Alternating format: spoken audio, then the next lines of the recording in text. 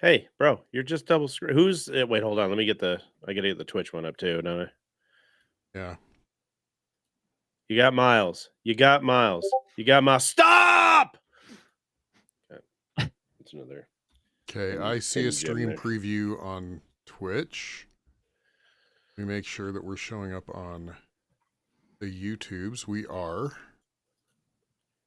Okay, it's going to both places simultaneously. Hold on to your butts. I see us on one. Hold on to your butts. And I see the we are not live yet. We're not live yet. We're not on Twitch yet or on YouTube yet that I see. I see it in the stream preview. Okay.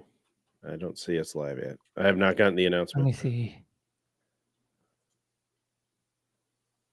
I do not see us live on YouTube yet. We are on Twitch, but we are not. Oh, hold on. It's unlisted. Hold on. Oh. Let me see if I can change it live. Secret stream. Yeah. Hidden stream. Yeah. Unlisted. Hidden gems. We're very on topic. Public. Let's see. Save. Okay. Let's see if this goes. I just changed it to public.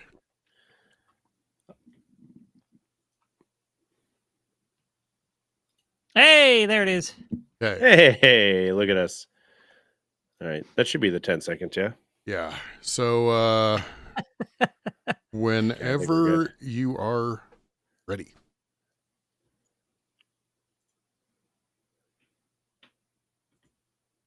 All right. Screw it. I'm doing it. Hey, guys. Are you familiar with a little known actress known as Jennifer Love Hewitt? Sure am. Yeah. Well, she's part of the, I think, I Know What You Did Last Summer Days or whatever. Mm-hmm. Well, this episode might have something to do with a little side gig that she had for a little while. You guys aware what that could possibly be? I haven't heard. Mm-mm. Hidden Gems today on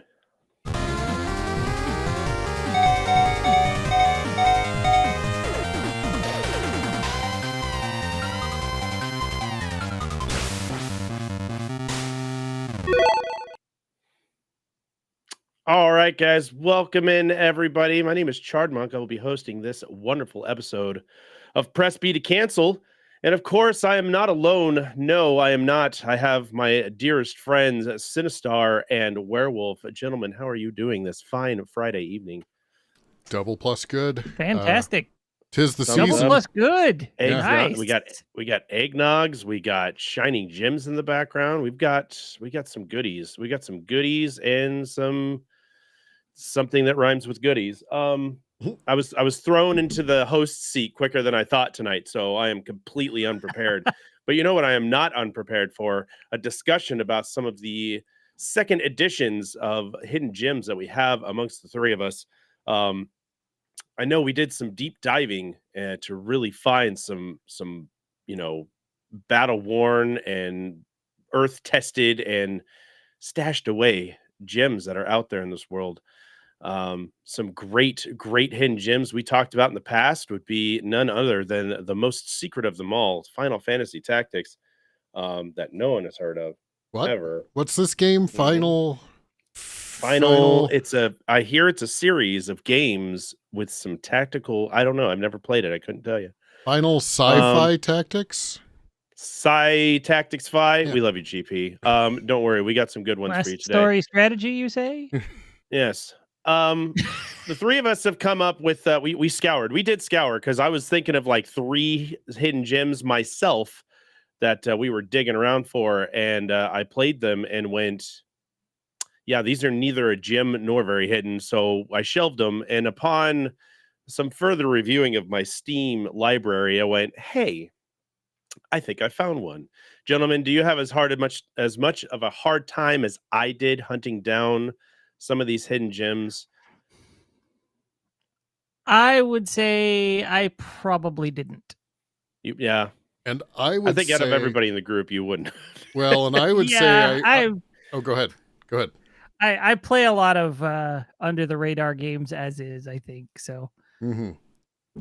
Well, I took a little bit of a different tact. So I actually had a hard time because I specifically wanted to find a hidden gem that I hadn't played. See, that's good. I was going to the library and I was like, man, I play so much shit that everybody plays. Like, Mm. I don't have a lot of secret stuff, or like obscurities that I either A didn't haven't already talked about in previous episode, or B Wolf hasn't played 100 times over. So I was kind of, even the one I picked, I was like, I know Wolf has heard of this one. I'm certainly he has. So because I think you and I talked about it in the past, but we might as well dive in because we've been very good about not going 2 hours long in our last couple of episodes, and I think we should keep that montage going. Especially since I have a feeling next week's gonna go a little ways. Yeah, we'll have the Christmas edition next week. That's 2 hour special, probably.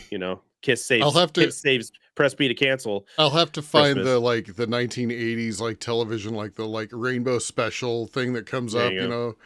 have It's that the one Christmas come special. on. Yeah. It's the Christmas special. Yeah. All right, guys. So let's go ahead. I'm going to go ahead and go last since I am the host of the episode this time, and I can make those kinds of decisions. Who would like to go first within this wonderful tunnel of hidden gems we got here? There we go. Right. Sinistar has let's volunteered go, as baby. tribute. Volunteered as tribute. So I found a game that was never released in the United States. Now, in the world of ROMs, it's not hard to find. But it was released in the EU, and it was released in Japan. Funny enough, the game takes place in New York, though. So, like you do. So it's actually part of the reason I kind of found it is it takes place on Christmas or Christmas Eve. I don't remember which, but it takes place on Christmas or Christmas Eve. And it has a little bit of a similarity to a couple movies. What was that? Towering Inferno. So a little bit of Towering Inferno, but also a little bit of Nakatomi Plaza. Oh, there you go. Yeah. No backdraft? No, well, there are backdrafts in the game. So I was going to say, is this Jingle All the Way, the VR mod? Well, what's really funny is if I remember right, Backdraft, they kind of anthropomorphize fire a little bit and and the fire kind of anthropomorphize. I'm talking about a Super Nintendo game called The Firemen. And I'm going to pull up, so I'm doing technical hosting, so I'm going to be a little bit slow on the uptake here for just a second, but mildly hindered. Yeah, but give me just a second. I'm gonna laugh if this is the game I think it is because I have seen this game. Okay. Basically, for those listening and not watching, Sinistar is bringing up footage. Yeah. Yes. So I wanted to start out because I actually laughed pretty hard. So there is the game starts and it has a story to it. You play firemen. And the story, I'm pulling up the manual right now. So basically it says the year is 2010. Civilization has progressed little in the last 20 years. So it's accurate. It's winter in New York. The annual Christmas party at the Metrotech Chemical Company building is underway. So here's your Nakatomi Plaza, right?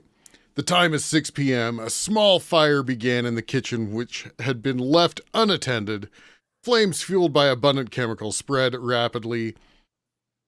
One of my favorite bits is it tells you that you're going to go in, you're going to find this chemical called, what is it? I think they call it MDF, which of course to me is medium density fiber. But anyway, but you're supposed to go collect it. To everyone. Yeah, you're supposed to collect it, take it to the roof, and blow it up so that it releases the water tower. And what's really funny is this also happens in the game. So it tells you this at the beginning in the story. And then there's a point where they call in the architect of the building. And he's like, well, you don't have access to the water, but there's water on the roof. So if you can get that released, and they're like, but the MDF is... so it's funny that they tell you this, and then they're like, but it's dangerous. I don't know that we want to do it. So the exposition gets a little weird, but the gameplay and the audio or the soundtrack are bangers. This game, Hmm. I played it for about an hour, and the controls are fantastic. It has that just, Super Nintendo level jank dialogue, like, do a barrel roll, but imagine that in The Fireman. And let me move forward a little bit in this video so that you can see This it. reminds me of the first episode of The Fall of Usher. Yeah. So basically, I fast forwarded a little bit because I'm going to show the first area. This is the first area boss. So every single area that you go into has a I have seen boss. this play. And what's I have seen this entertaining is they keep it fresh, even though it's just like you're fighting fires.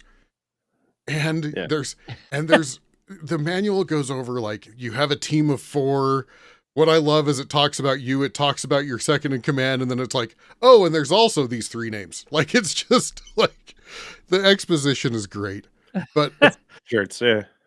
but the gameplay is absolutely stellar. And it does keep it fresh. They're control robots in the chemical factory that like the fire makes them freak out, and you have to rescue people that are, in the fire and all of this stuff. So MDL, sorry, it's MDL, not MDF. Okay. So it's medium density liber. Yeah, of course. Science. Yeah. Anyway, I played it for about an hour, and it is a blast. You have a couple states. You have a long range water cannon, but it doesn't actually like hit the ground in front of you. And so if there's little bits of fire, you have a ground aiming one. You can actually signal your cohort to launch a fire suppression bomb, which however that works, cool. And it's just great. You take damage, all of that stuff. So It appears to me, it looks a lot like the Jurassic Park version on the Super Nintendo. Like Yeah. it's got that kind of, I wouldn't say top down. It's like, angled top down kind of feel, and it's got the same kind of map style. I really like the use of fire as an enemy as opposed to just like a natural event. I have seen this stream before on Twitch some time ago, and was interested in playing that. So I'm pretty happy to see this make a resurface on our own show, because this is actually something I would not mind giving a shot at some point and seeing if there might even be some retro achievements for it. I think that'd be pretty cool. Yeah, and honestly, watching because I played it for about an hour, and of course my first play, I didn't make it terribly far. I made it through a couple levels. But the long plays that you see online take about an hour and change. So it's not a super long game. Obviously your first play, and if you're doing retro achievements, I'm sure it would be, 17 hours. 2 weeks. 3 weeks. Yeah. Yeah. Yeah, it's funny you mentioned this, and the only reason I've heard of this is because I saw a streamer play it on Twitch a few years ago. Yeah. And just as much now as then, I don't know if you guys have ever heard of a Saturn game called Burning Rangers.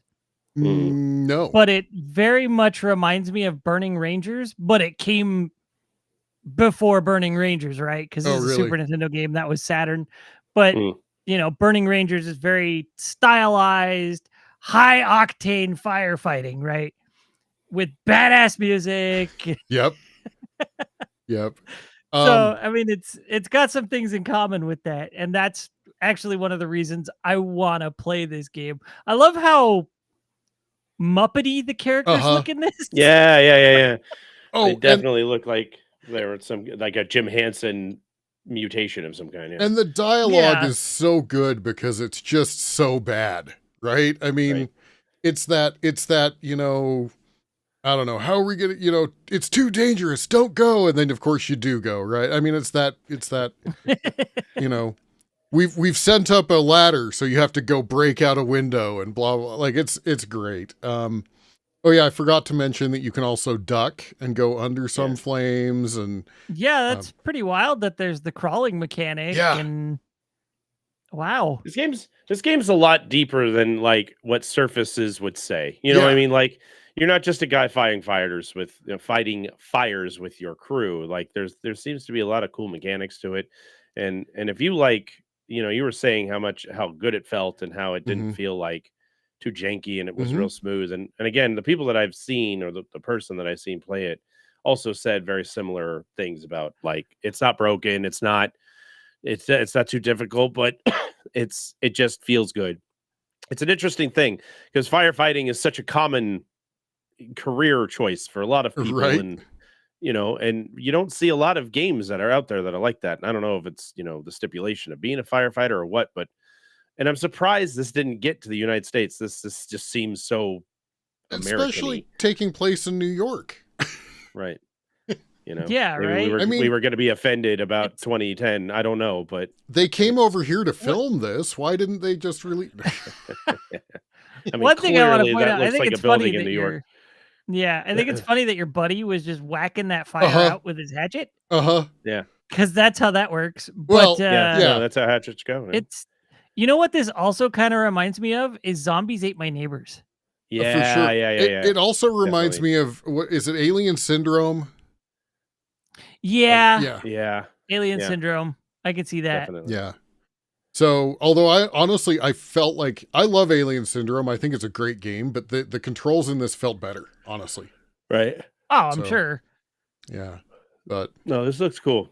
Yeah. I'll have to go and find a playable version of this somewhere because I think this would be pretty fun. Pretty fun little Yeah, round. I had completely forgotten about this game, honestly.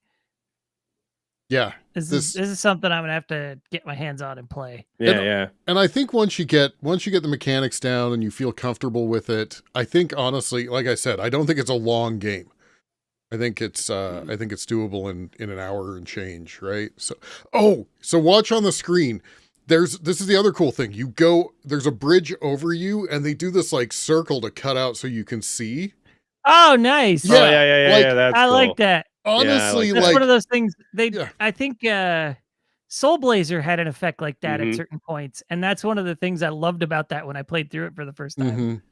I feel like this was used quite a bit at the beginning of the Super Nintendo life frame. Yeah, what year but it was never this game? it wasn't used. It's 94. 94, yeah. But they don't use. They never. It didn't seem like they used it very often after. Maybe I'm just not playing the right games in it, but it just felt like that was something kind of neat. Like the Mode 7 was a great addition, and that was something else that they were using. But you didn't see it a whole lot after so long. So I don't know. Anyway, I as I said, I went and specifically tried to find a hidden gem that I hadn't played, and I found a banger. And the soundtrack is so good. Yeah. I mean, it's a Super Nintendo era, and it's not. It's hard not to have a banger, And it's not Super Mario RPG with 4 bars of music. I wanna throw this out there. Apparently, this is the same company the same development studio that did Kabuki Quantum Fighter, Monster Party. Yeah. There was another one I saw in here. I lost it, but that's pretty interesting because Kabuki Quantum Fighter is also kind of out there, but also really cool. Yeah, Kabuki Quantum Fighter is really great. I was hoping they'd make like a couple more versions of that specific game. I'm not huge on platformers, but I'll tell you what, that was a classic one when I was a kid. That's awesome. Good choice. I like this one. Thank you. This is a great one. Yeah. That's a good pick. Yeah. And it's not a complex game, which I also like as well. Cause part of the struggle I think some of us have had with our Sisyphean games is, all the time it takes to get into them and beat them. And yeah. Never I think mind. GP's got it right because he plays all the games that he knows how to just destroy. And we're over here going like, I want to play something that takes me 28 hours. But honestly, I don't know how true that is because that guy speedruns Silver Surfer. That guy plays Metal, whatever it is. He plays the hardest Teenage Mutant Ninja Turtles. Like that guy plays the hardest games and just wins. So yeah. He's not the only one with a badge from Battletoads. I'm just That's saying. fair. That's fair. We're calling you out, Jake. Looks like it's gonna stay 2. So I do have a second one. Do we want to you know what? I'm gonna do my second one and then somebody else can go. Okay. So my second game is a little known game called Chrono Trigger. Hell yeah. All right, Hell moving yeah. on. Moving on. Never heard of it. Yeah. I definitely heard of haven't it. owned it on 3 different consoles. Tell me more. And yeah, 3 different versions. All right. Definitely don't have the badge for that one either.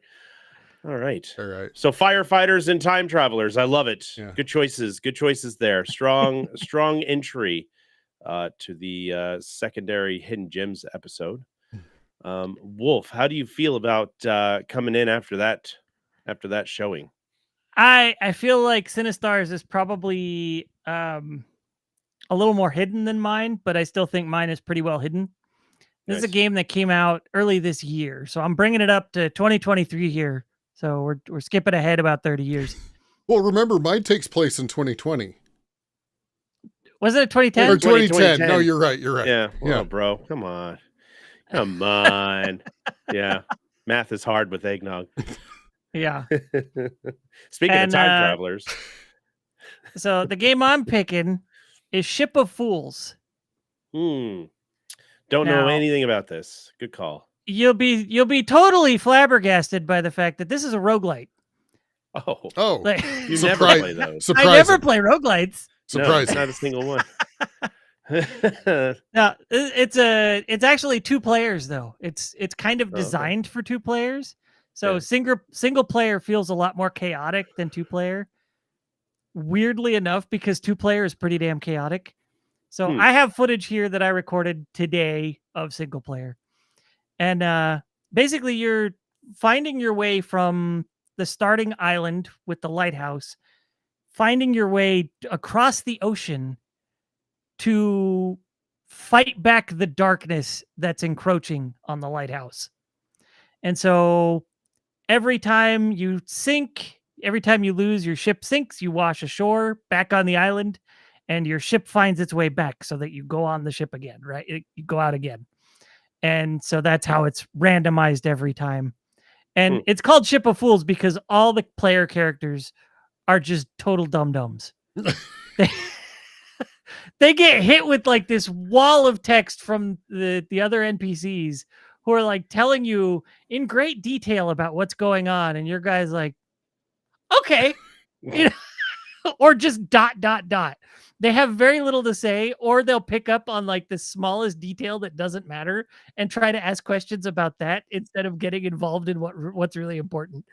So it's kind of funny in that regard, but it's this wild game where you're just trying to defend your ship as you sail across the sea. So you've got monsters coming from both sides, and you've got 2 cannons at your disposal, and you can whack things with your paddle if they land on your ship. So you're going back and forth between your cannons, shooting things up, shooting things down, trying to prevent damage to your ship. And if anything lands, you're just beating them with your paddle, trying to destroy them. And sometimes they shoot projectiles that you can actually pinball, like ping pong back at the enemies. Oh, There is a horrifying thing on the screen right now. That giant fly with all the that eyes makes and little flies and testicles that are hanging way too low. Yeah. Unless that's its sucker I think face, those are I don't eggs. Those are supposed to be eggs. Because it lays like 3 to huevos is 4 the at a term. time. Huevos is the term you're looking for. Huevos. Fair. Yes. Fair. Wow. Fair. Jesus. No, I love the art style. The art style's fantastic. Oh yeah, it's super charming looking. This is actually not what the base ship looks like. I think this is because my buddy and I had done everything in the game at the time. The base ship only had like 3 or 4 slots, maybe 5 slots to put things by the time we were done. It started with 3. And you see here, we've got 6. I've got 6 slots to just have things that upgrade my ship, or I can store items to move from region to region. I was going to ask that. Is the ship upgradable as you go through? Yeah. So you get new types of ammo. You get things that buff your characters or buff aspects of the cannons or defense of the ship or whatever. And then you kind of have to pick and choose what you want to keep. And then you can also hold on to planks that are used for repairing. So you get single planks or triple planks. Up at the top left, you'll see all those little diamonds that represent the health bar. You can even get shields that go beyond the health bar, and so if you get hit, you just lose a shield instead of taking the damage. It's like Sea of Thieves, but a roguelite. Yeah, a little bit. And it's just madness. You can accidentally hit your friend if you're playing 2-player. I can't tell you the amount of times that like my friend and I were just trying not to die, and he generally mans the cannons, and I'm generally the one keeping the deck safe. And he'll be shooting at the boss, and all of a sudden I'm over there trying to whack everything around him. He's just getting knocked silly off the cannon. He's like, "Why can't I fire?" I'm like, "Hold on, I'm beating you up. Chill for a second." Chill. So you trying to kill you. You said boss. I'm gonna see if I can find a. I think maybe. Yeah. Oh, So there's a spider. Oh, that's not cool. Yeah, it's a crab. Oh, okay. That's better. It looks better. Oh, well, actually, that is kind of a spider thing. No, that's I was thinking of the crab thing.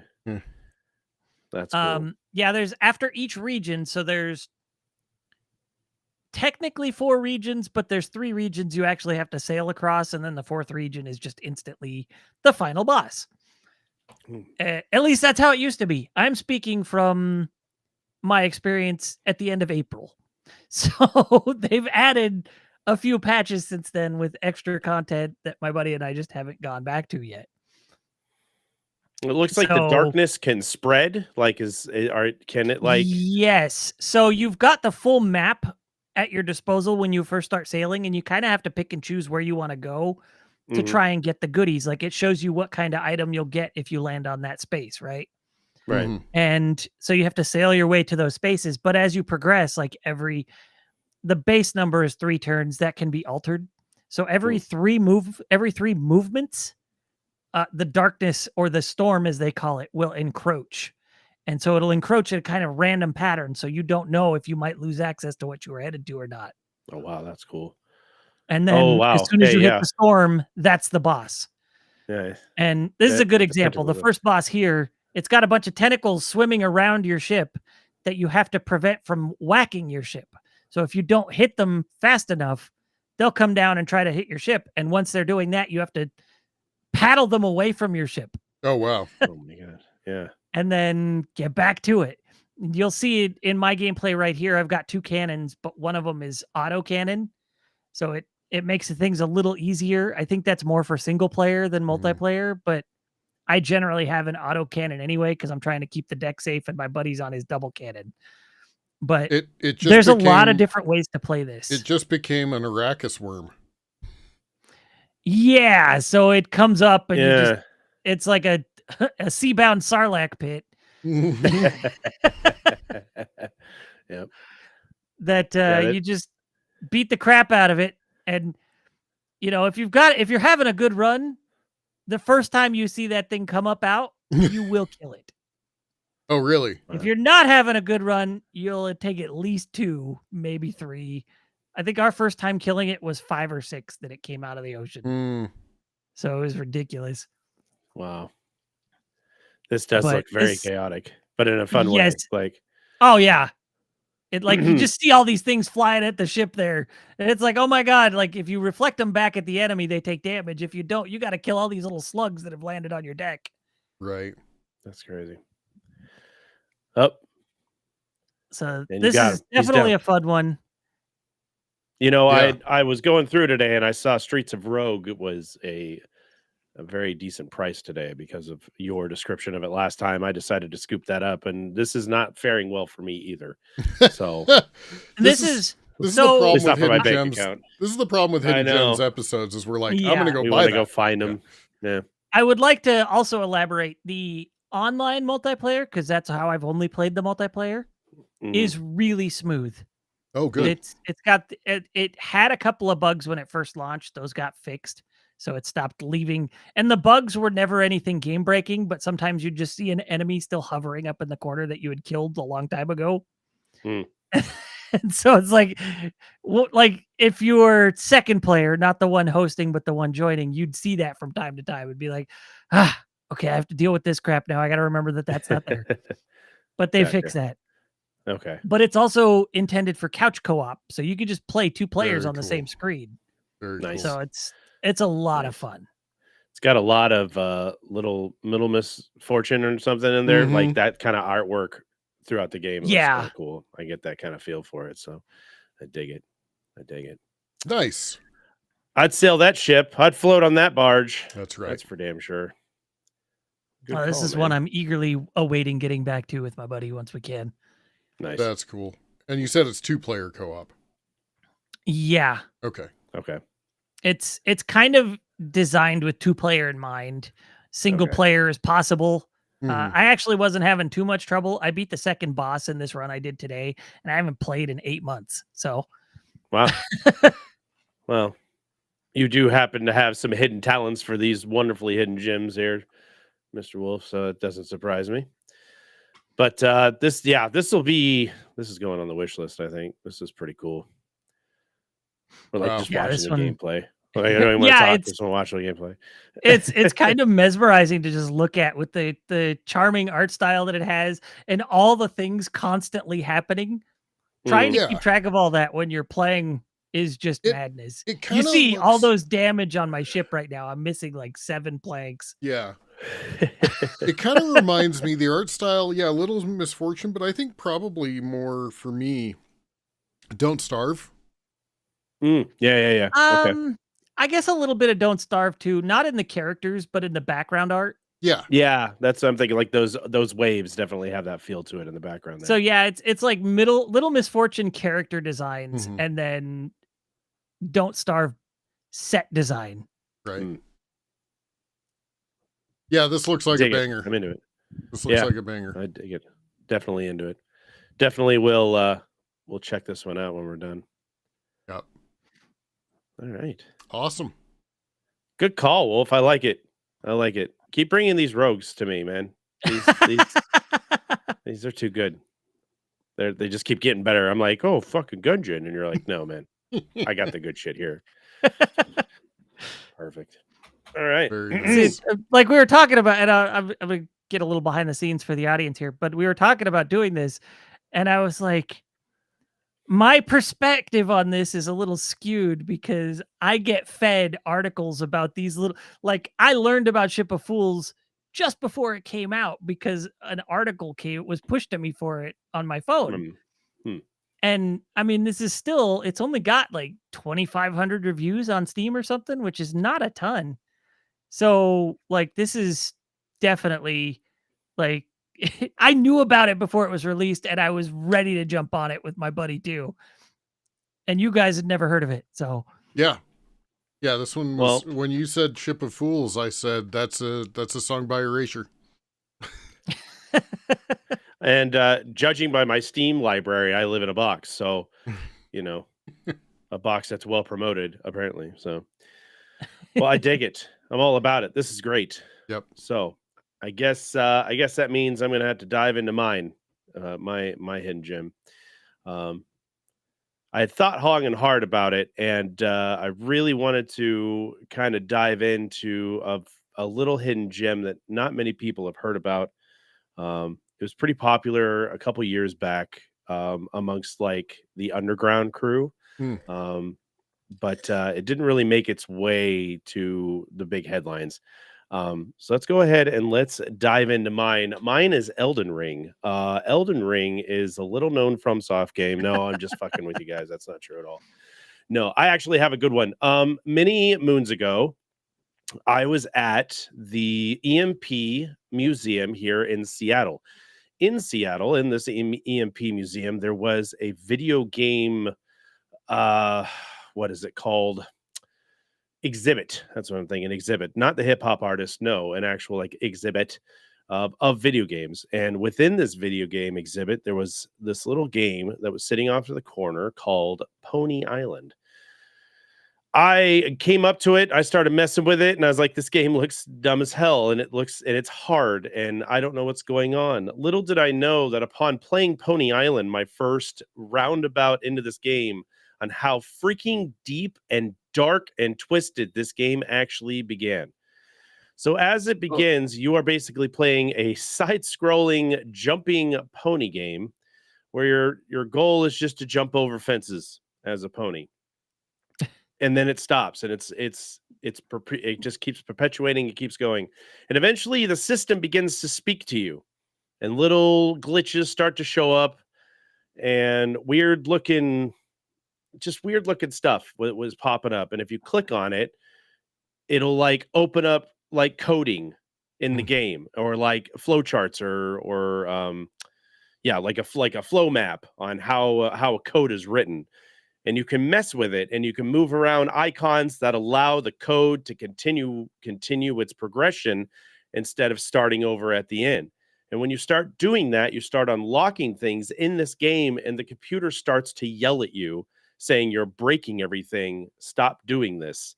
And eventually, to continue playing, the game asks you to give you its soul. And to continue playing, you have to give the game its soul. And when you say no, because there's a section where you're typing on an IM messenger to something or someone, and it responds to you with almost whatever you type. But it's kind of like when you go to a fortune teller and she reads your fortune almost perfectly, but it's super subjective because it's really vague, but it's so close to what you're trying to tell it that it almost sounds like it's meant for you. That's how this game Yeah. feels. Like you'll type in any sentence, but it still means the same thing, and it responds to you almost the exact same way. And you could give it your name, and it'll start calling you by whatever name you type in. So obviously, I put Chard in there, and it kept calling me by my name, Chard. Well, the person talking to you and his name is written in like leet writing with the sevens and the ats and stuff. It's Lucifer. It's Lucifer talking to you. And then there's this guy called Hopeless Lost Soul that's talking to you about being trapped in this game, and to not get you trapped in this game, he's trying to help you out. So he starts opening up these portals in the game so that you can bounce around those you'll see a little squiggly section, like a little block of whatevers. And you click on that and it'll open up like this flow map of how the code works. And you can play all these things and screw it up. And as you continue to do this, the game gets more mad at you and keeps trying to mess with you just to get you trapped in this game. And you're fighting your way to not get sucked into the game. And there's a point where you're actually fighting the Azazel security program. And as you're putting the flow map together to stop it, to unlock whatever you're trying to unlock, to crash the game or whatever code is written at the end, it is moving stuff around for you. And there's actually me playing it. You can, if you fast forward a little bit more, you'll see me trying to fight quote unquote Azazel as he's putting my code in the wrong order and then locking it in. So you have to like start all over again and everything. It's super, super dark and it's really twisted. In a game that's called Pony Island, that's hot yellow and pinks and purples when you start it up. And then you see all these evil looking ponies and you get like a pony laser later because it gets you stuck on something and you have to hack it to get through it. It's incredible. And there's a game called Welcome to the Game, which apparently this takes a lot. I don't know if it takes from or has given to, but it's essentially the same kind of thing where it's a hacking game where you're trying to hack your way out before something captures you or kills you. But it's so basic when you're watching it or playing it at the first thought. You don't think about it until it just sucks you in. And when we started the podcast today, and Sinistar was like, "Hey, come and hang out." And I popped in. He goes, "What are you doing?" I'm addicted to this game again. I can't stop playing it. So it's a really cool puzzle very deep story puzzle game that is super entertaining. And I don't think it takes a long time to beat. If you're like better at it, I was kind of trash. So you see, there's a section here where you got the devil heads floating around, and he's saying, "Now try and beat this game. Now you can't get past it. Now you're stuck here." You go in and you hack the game through the code, and you give your pony lasers to shoot out of its mouth to kill all those devil's heads, so you can progress to the next set. Like it's stupid shit like that. Like the code's breaking while you're trying to like click on the different things. And as you see, like things will light up and you'll see where it says advanced options in the background here. You can click on the advanced options and put it, and it unlocks a whole new set of things you can do. But you don't notice it. Like there's no hand holding in this game. Like you're just lost. And really it comes down to just clicking on shit until you're like, "Oh, I'm in." That's how I figured it out. It's pretty spectacular. That's really cool. It's a really, really cool concept. I honestly feel like this is a like a 2D pony side-scrolling version of Doki Doki Literature Club. Pretty much. I've not played a lot of Doki Doki, but I know that it starts out very like cute and innocent, and then turns just fucking dark at the end. And the I game, don't know if yeah, I wouldn't say like this game is that dark, but in like in a religious sense, super dark, super evil. And it's actually, when I first started playing, it stressed me out a little bit because I was like, yo, am I really getting sucked in this game? is this really happening to me, being a non-religious person whatsoever? I'm like, I'm a little worried about what's going on with this thing. It's kind of spooking me out. Yeah, I just saw the option that said allow to die on Earth. Yeah, free will, and you can't click it. Won't let you click it. So it's great. I think, Wolf, you've played this one before, if I'm not mistaken. I have. I played it many years ago, so I didn't remember everything about it. I did remember that it just kind of got really weird. That it started off being super cutesy and it got bizarre. Yeah. And that's all I really remembered. But I know, like, this is the same guy who did Inscription last year, and Inscription does some similar things to that throughout the game. It's got that same sort of dark, what the hell is going on feeling to it. So where it starts off feeling like a Slay the Spire roguelite, and it kind of turns that on its head at a point. So basically, this guy, we actually can confirm that this guy is Satan brought back to Earth. Essentially. I love the Baphomet too. Like the digitized Baphomet in the background, the 8-bit Baphomet. And it's actually a code. You use that to try and unlock something else that you're locked out of by typing in that code. And it's just there's little hints like throughout the game. And you'll see like old prototype options is written super small in the coding, and you got to you have to be really useless options up at the top of the screen. Like you have to look all over just to see even the slightest thing that's out of order or out of, weirdness, and to figure this whole thing out. There and it really makes you think about it. Yeah. Yes. I mean, it's cool. And then you try and get the pony laser and it says cheater. I won't let you win. Yeah, and it's moving the screen so you can't click it. So you hack it. You hack it to get the screen bigger so you can click on the goddamn button. And when you beat it with the lasers, it calls you a cheater. It says that's not fair. You can't cheat that way. And then it locks you out of a bunch of other shit. And you have to hack your way back into it. Honestly, with Sinistar's profession, I thought maybe this would be something he would be mildly interested. It's super rudimentary, so it's not like you have to be, even close to the intelligence level that you are to do what you do. But I think you would appreciate seeing the coding and the zeros and ones and how the flow chart works, and you probably get through it a lot quicker because you're like, oh yeah, that goes there, that goes there, goes there, to make it do what it's supposed to do without breaking the code. Yeah. So it's pretty neat. But once you get to I only got as far as the Azazel thing today, but you basically, you free yourself once you complete all the tasks and you break the game and you crash it. I think you end up actually destroying the computer, blows up after you're done totally crashing and breaking the game.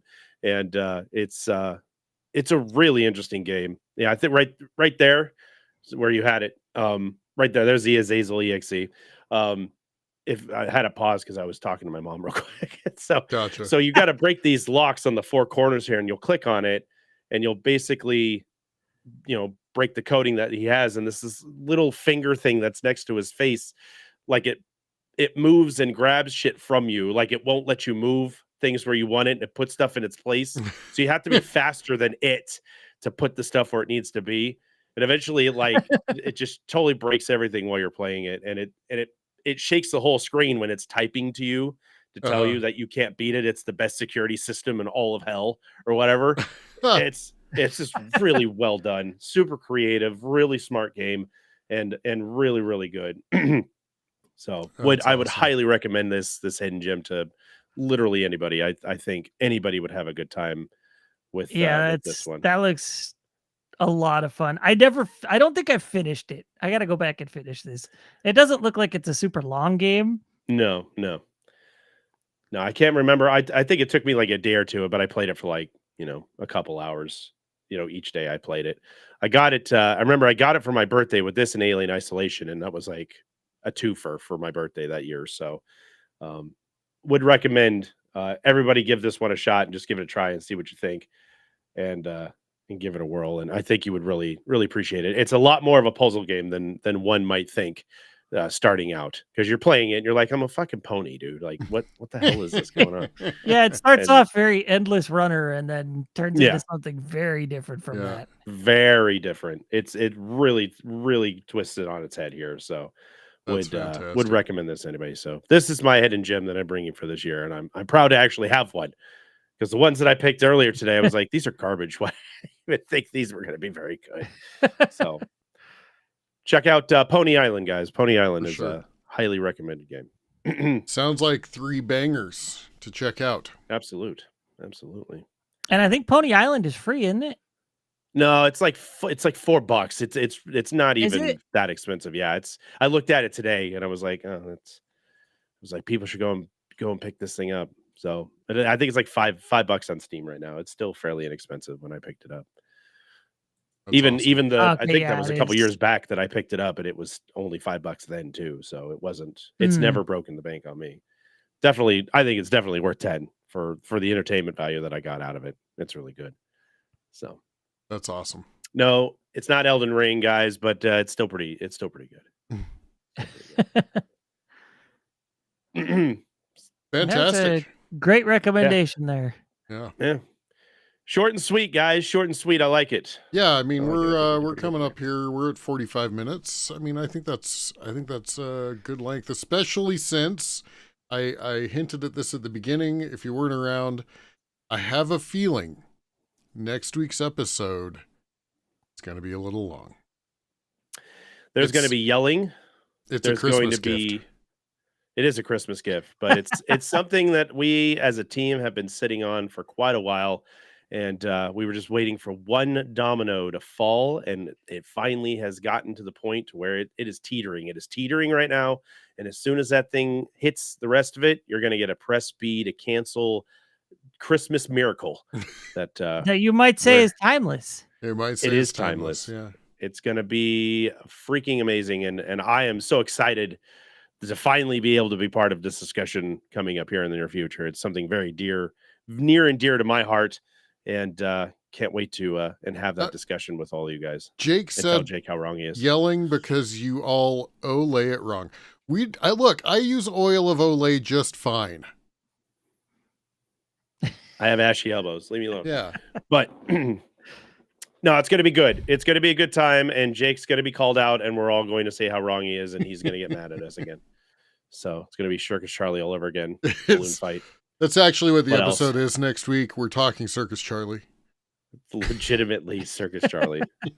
That's all we were waiting on. We were waiting for the domino to fall just so we could talk about Circus Charlie. Or the bar to lower. I think that's more like it. So, all right. No, it is not Circus Charlie. Please come back. Please come back. We know that if it was actually Circus Charlie, you'd leave. I'm actually watching the subs drop. Come back, please. The numbers look good. No, you'll enjoy next week's. I think you guys are going to really like it, because I know a lot of you are big fans of the discussion that we will be having, and you'll be able to chime in with your own opinions about how wrong Jake is. And I actually know there's a few people out there that will support Jake's stance, and even a broken clock is right twice a day. So things happen. All right, guys. Well, short, sweet. Is there anything else that we would like to add to this wonderful episode, guys? First of all, I'd like to thank both of you for taking time out of your evenings to come and sit down and have this discussion with me and the rest of the viewers and the crew. Jake and GP, we know you're busy, but wish you guys very well, and we look forward to having GP back here in a couple more days, I think, a more weeks. So that's going to be awesome. We'll have the 5 amigos back in one screen again. We're super, super excited about it. We've got bring Nick Cage back. The 6 amigos. He hasn't made an appearance in a while. No, he hasn't. What a better time. Not a better time than the Hidden Gems episode. No, we actually have kind of a lot of great episodes lined up between now and kind of the beginning of the year. Yeah. So stick around with us. Tell your friends. Subscribe, like. Ring that bell so you know when we go live. We're streaming on Twitch simultaneously. Go give us a follow on Twitch. Yeah, they both look great, by the way. I have both of the screens up, and we haven't had a single issue during the dual screen, so GG's on that. Thank you. Thank you, everybody who has followed us in the last couple of months and episodes we've had. We've had a huge uptick in subscribers and viewers, so thank you for all the new friends and faces and listeners on the podcast through Spotify and Apple Music and Google and all that stuff that's out there. Hey, good shit, Asuka. William fucking Shahatner will be back. He will be back. Good. Might need him for next episode. Yeah. All right, guys. Okay. Is there anything else we would like to add? Anything, Sinistar, you got coming up, or anything you'd like to add to the pile here? No, I'm just excited about the episodes we have between now and sometime in early January. I'm excited for them all. I think we can share that we've got our Game of the Year episode coming up where we all share our picks of games for the year, not necessarily that came out in 2023, but that we fell in love with this year. And then and the other Sisyphean, one, yes, Sisyphean. So the follow-up or the report, and then our picks for 2024. Yep. It's going to be good. So it's going to be good. Yeah. Don't forget that the game of the year for us is just the game that we found in 2023, not necessarily, like Wolf said, was made or released in 2023. Some of them may be, but some of them may have been made in 1989, and we just so happened to fall upon it and went, yo, I've been playing this literally all year. So don't call us out for that one. We're going to get called out for that one, I'm sure of it. So excellent. I don't think we ever have. Wolf, other than the excitement coming up, you got anything around the corner you wanna escalate or bring up to the no, not at the moment. I might start doing some I don't know if I'm gonna keep doing the streaming, but I might just start putting some recordings up. Cool. Good. Nice. We like those. We miss those. Speaking of streaming, I have a new job. That's right. I have left my current very lengthy job, and now I have a better time schedule that will actually bring back my stream consistently. So next Friday, you can catch my dumbass on Twitch playing. I haven't decided yet, but it may have something to do with what we'll talk about next week. I don't know. I haven't decided yet. We'll see. But you will see me back on Twitch consistently towards the end of the year and during my Christmas break, and just doing a thing. So guys, thank you so much. I appreciate every single one of you. I appreciate all the viewers, the listeners, and of course, my wonderful co-host family that keeps on keeping on. So until next time, this is Press B to Cancel. I got nothing this week. Sorry. Just like Jennifer Love Hewitt, this has been another Hidden Gem. Ciao.